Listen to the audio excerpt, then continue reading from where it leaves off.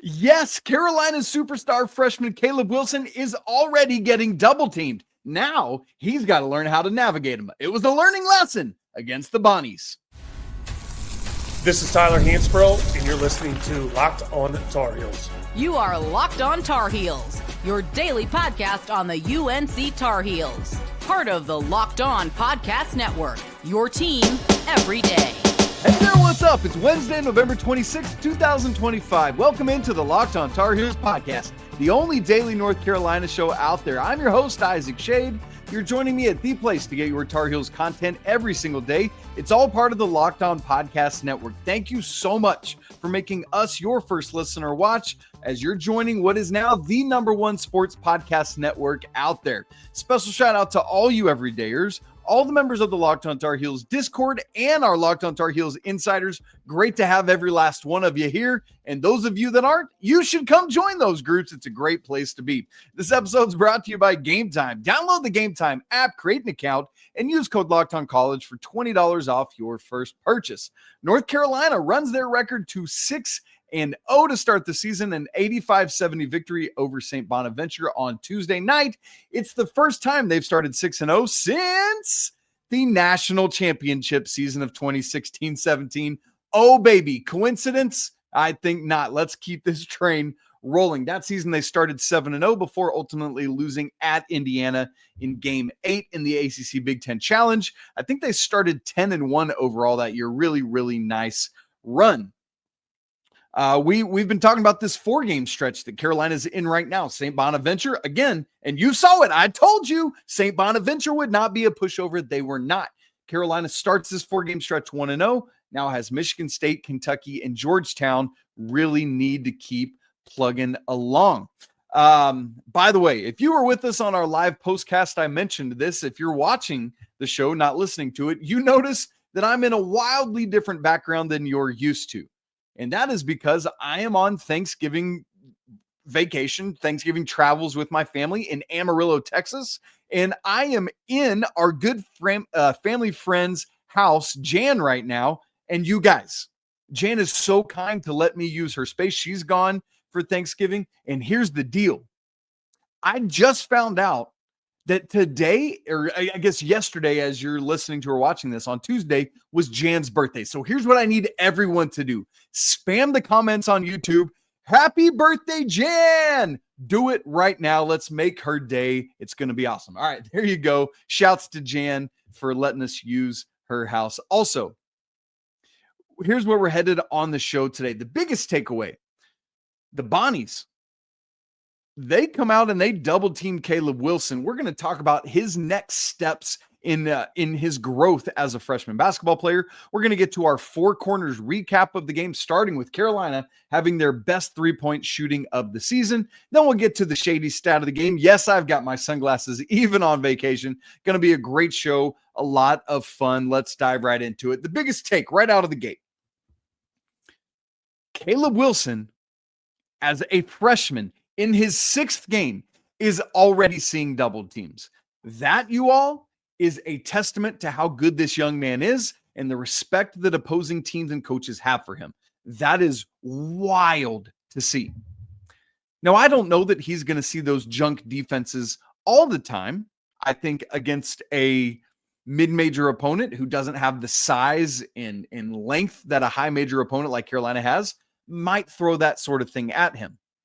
But let's be honest, this is certainly not the last time he will see junk defenses, whether it's a double team or some other kind of thing of that nature. So this is a massive learning lesson from Caleb because let's be honest, he had some trouble navigating it, and it led to what is one of his 2 least efficient shooting performances of the young season. Now, again, I don't think the majority of high major teams are going to do this because they have better defenders, because of their, frankly, pride and arrogance, where they're like, we don't need to double team him. Well, you probably should, or he's going to torch it because it's Caleb Wilson and he's that good. But I think what this forced Caleb Wilson to do was to settle a little bit. Yes, he still attacked, and yes, he still drew 6 fouls, and yes, he still took 10 free throws and made every last one of them, oh, by the way, which is crazy. I did think he allowed the physicality to get to him some. because Saint Bonaventure brought that level of physicality. They brought it with the double teams, and I think it's something that he hadn't really seen at that level yet in college.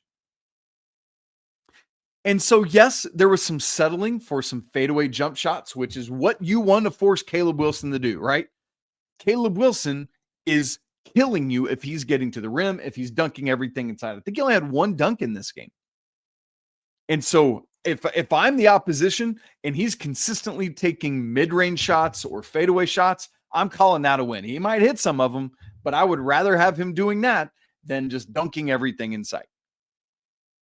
So I thought the bigger issue was that he tried to force things in this game at a level that we really haven't seen yet.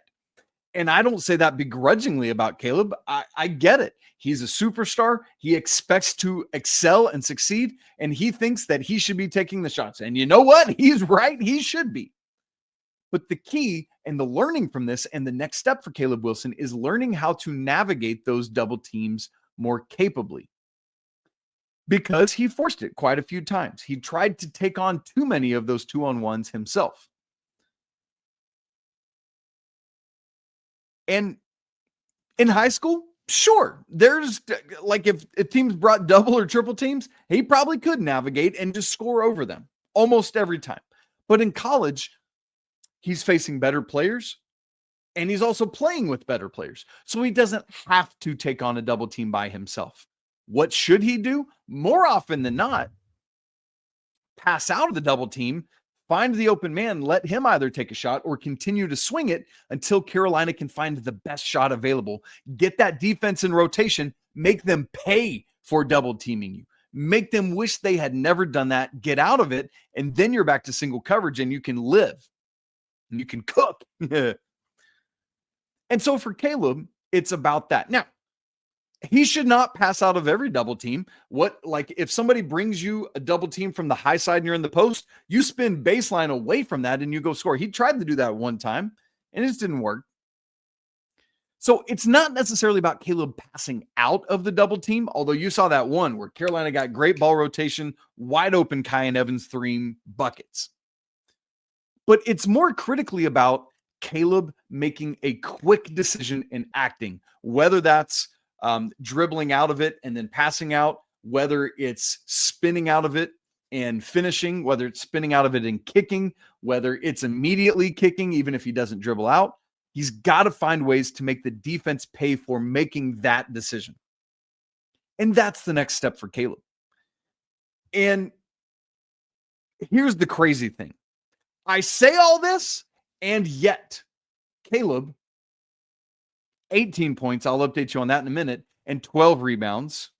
And yet, think of all the high-level, mature basketball things that he's already doing, like not forcing threes. While I thought he forced a few shots in this game, he took 0 3-pointers. Caleb Wilson is wildly mature. There are just always going to be things to grow in your game, and this for Caleb is one of them. And what a great opportunity to learn it in a game where Carolina still won by 15. And so now when he sees those double teams, he will have seen it on tape. He'll have worked at it with his coaches, and he can have a better capability of what to do with it. And so I bring this up, not to harp on Caleb, but to say that's the kind of next level conversations we're having, because the fact that we're even having this type of conversation about a freshman in his 6th game is utterly insane. You know what I mean? Like, this is an Armando Bacot senior year conversation. This is a Tyler Hansborough's obliterating us, so we're going to send a double team at him. This is a freshman in his 6th game in college. It's crazy. But that's the next step in how Caleb continues to elevate his game. Can't wait to see how it goes. It's time to get to our Four Corners recap. And we got to start. I talked about that Kyan Evans 3. That's where we're going first. Carolina having a season's best in 3-point shooting. And that's where we're headed coming up in just a second. Right after I tell you about FanDuel, you guys, the NBA is back, and there's no better place to get in on the action than FanDuel, the official sports betting partner of the NBA. Even if you missed the start of the game or maybe you want to ride a hot hand, FanDuel has live bets for you on everything from who's going to score next to fourth quarter comebacks and more. Plus, what you can do is combine all those bets into a same game parlay for a shot at an even bigger payout. What I think is so cool about this is it's an opportunity for you to make every single game exciting, right? We got all these feast week games. Go get in on some action and just make it a little more fun, right? Like how fun is that? We don't have the line yet for Carolina, Michigan State, but we do know that the Tar Heels are third right now in the ACC regular season championship odds behind Duke and Louisville. Maybe you think Carolina's going to blow past them. Get in on that action. Caleb Wilson tied for 8th right now in the Wooden Award odds at FanDuel. Get in on that action too, because right now FanDuel is giving new customers just like you $300 in bonus bets when your first $5 bet wins. So head on over to FanDuel.com to sign up and play your game with FanDuel, the official sports betting partner of the NBA.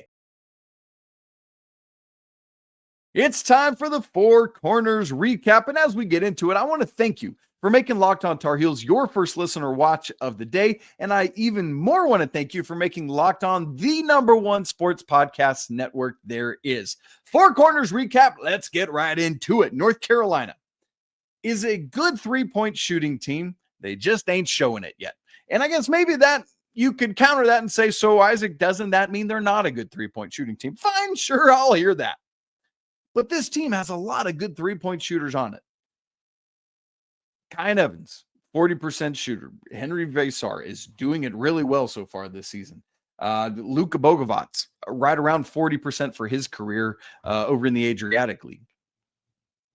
Well, you may or may not be aware that prior to the Saint Bonaventure game, North Carolina had not yet had a single, in the first 5 games, Carolina was yet to make 40% of their three-point attempts. And sure, I don't expect them to shoot 40% as a team for the season, but I sure do expect them to do it in a game here or there, and they hadn't done so yet. In fact, they only had one game where they were over 35%, and that was NC Central, who you better be doing that against. You know what I mean? With all due respect to NC Central, you're just wildly more talented than they are. And then this game came along, and Carolina, for the first time, gets up over 40% in a game. They were 8 of 18, which is 44.4%. What's great about that is, as a team, coming into this game, they were shooting 32.6%, 200th in the nation. Now they're up. That moves them 1.4% up to an even 34%, which is 148th in the nation.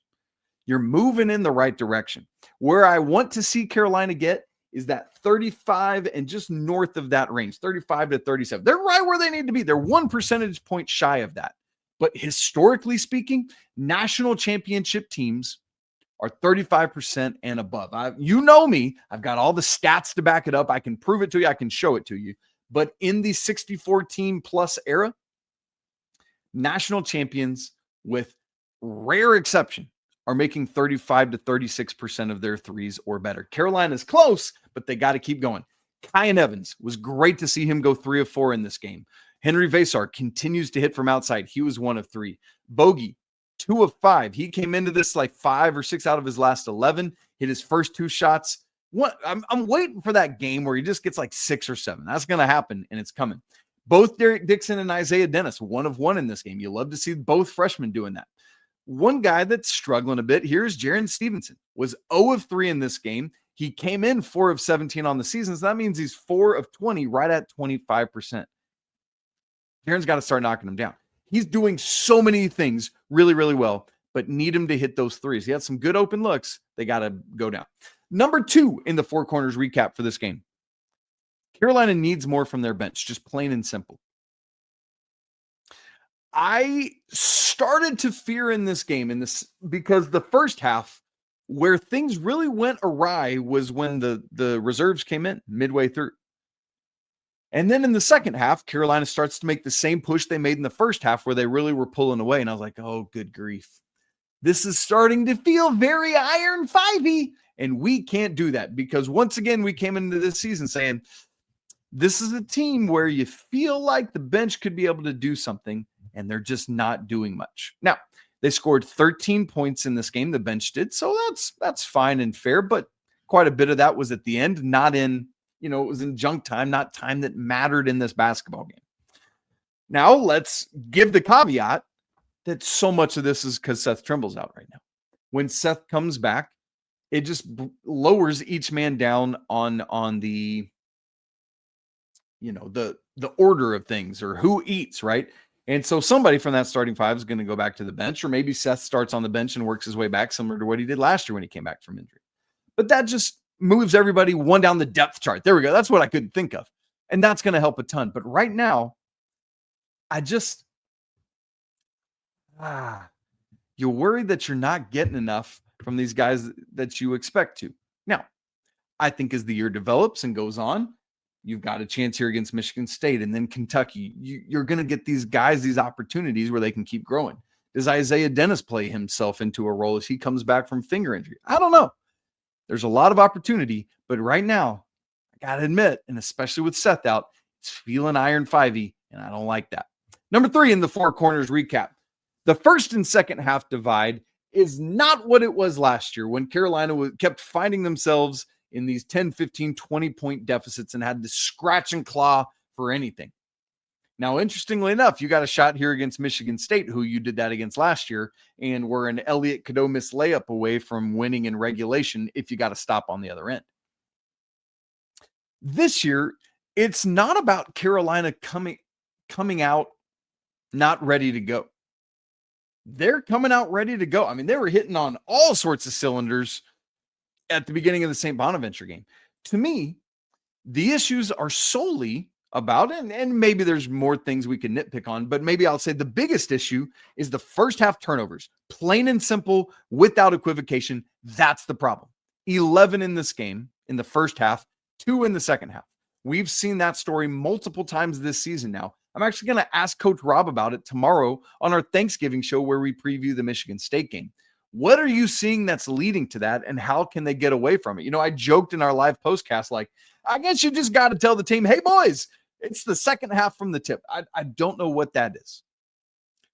But the good news, the silver lining, is that this year it's not about will and effort and desire out of the gate. It's not about they're not playing well and cohesive. It's just about the turnover. You clean those up. You see what's happening in the second half of these games when they do that. Got to make that happen out of the gate. Whatever it is, figure it out and make it happen.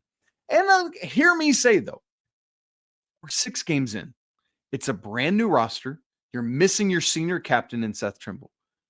There are going to be growing pains, right? Like, we can all recognize that. That is a reality of this team. But that's one of the biggest bugaboos. That's one of the biggest wrinkles to work on right now. So I'm not condemning the team. I'm not coming down on them. I'm just saying what we're all seeing, that this is an opportunity to work on something to make Carolina better than they already are. This team is 21st in the nation at KenPom. They're the 18th best defense in the nation right now. They are top, they're what are they up to? 16th in the AP poll this week. This is a good team. That could be great. That could be elite. But this is one of the ways they can get there, is by cleaning up these first half turnover issues. Number 4. I mentioned this on the live postcast on Tuesday night, but I thought it was so important that I wanted to bring it back around here again, because I thought season long, one of the best things that happened was Kyan Evans picking up his 4th foul early in the second half. Not because of his fouls, like that's one of those wrinkles you got to clear up too. He can't be doing that. He's too important to this team.